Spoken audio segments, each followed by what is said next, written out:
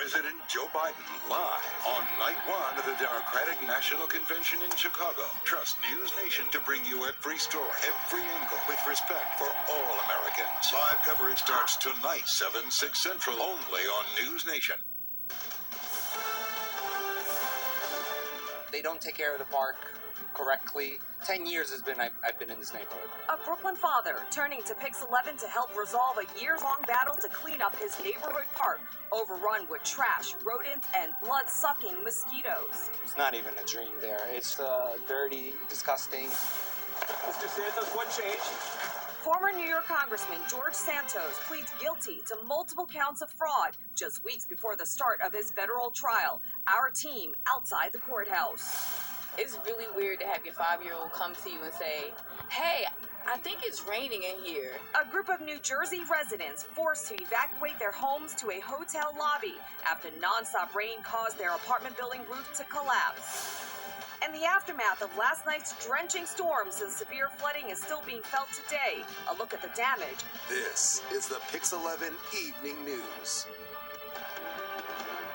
Good evening, and we thank you for joining us for the PIX11 Evening News. I'm Shirley Chan. And I'm Grace Gomez. Kori has a night off. Cleanup still underway after ferocious storms unleashed a ton of rain and widespread flooding across much of the tri-state. Yeah, dangerous conditions forcing several road closures, evacuations, and rescues as homeowners and drivers work to escape rising waters. Take a look here. This incredible video out of Connecticut. It shows firefighters suspending an aerial ladder over rushing water to dozens of people, rescuing them. They were trapped in a flooded building. You can really see the extent of the damage here, a gaping hole where a road once was. Flooding really caused a part of the road to crumble into a ravine. The storms lasted into the morning hours on Long Island. Rain pummeled the North Shore. You can see it right here. The flooding has left roads covered in sludge.